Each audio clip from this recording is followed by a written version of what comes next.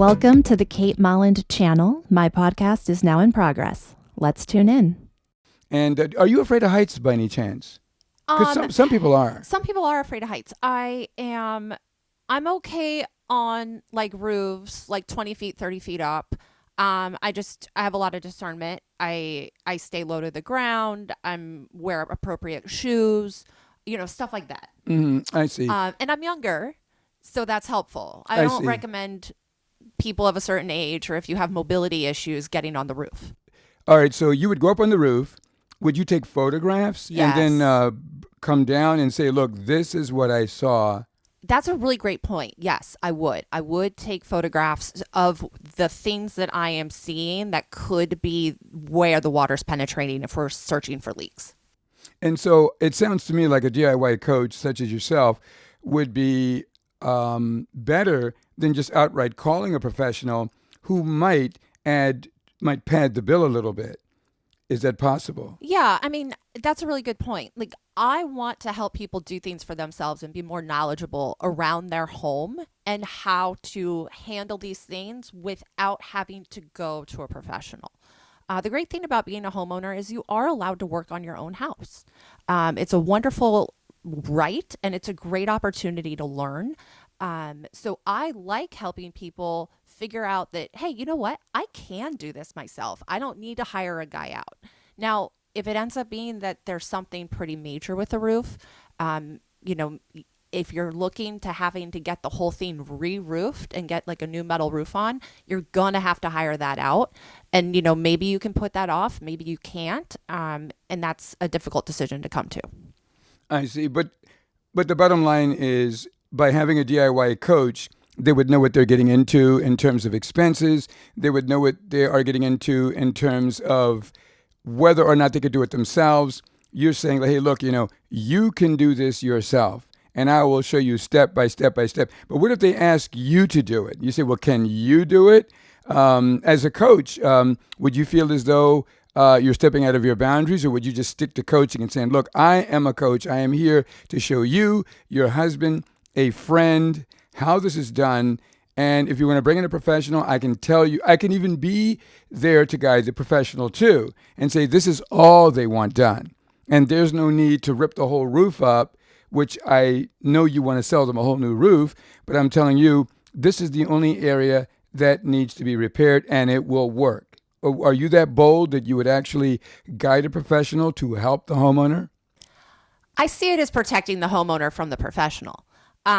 So yes, I am willing to show the homeowner, instruct the homeowner, educate the homeowner on how to make that repair.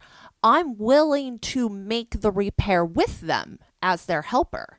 However, if we need to bring in a professional just to give them an opinion, because you do want a professional opinion at times where, you want the roofer to say, I see this, and I see that.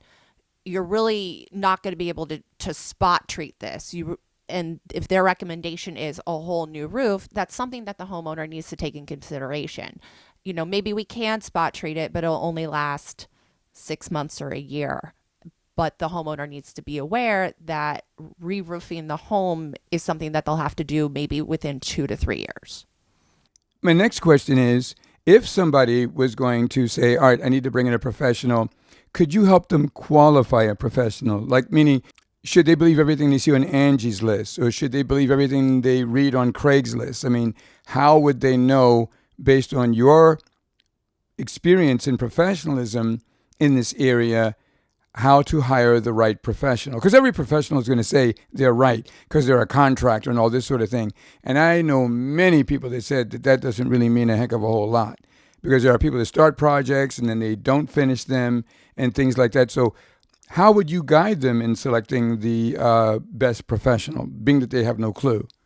That's a really good question. And qualifying somebody for the job in your home is a very important task. And you see homeowners get ripped off all the time where they hire a contractor who has great reviews and has testimonials, and it just doesn't work out for this family. And it's a really hard situation because getting that money back is nearly impossible.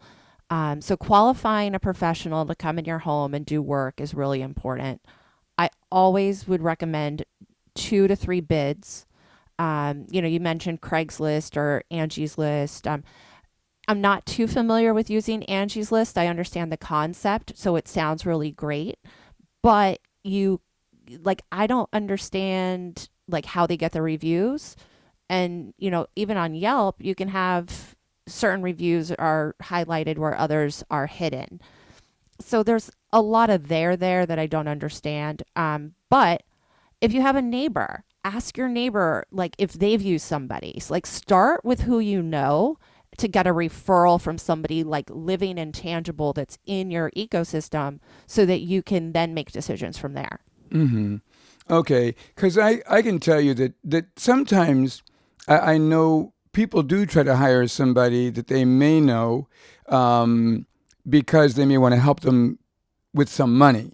They're saying, a friend of mine could use some money right now, and let me have him come over and do this work, and I'll put some money in their pocket because, it's kind of the humanitarian side to me is activated. And I can tell you one time I had some offices in Anaheim, and, I was coaching this one couple on their relationship and things like that. And believe me, they had a lot of issues.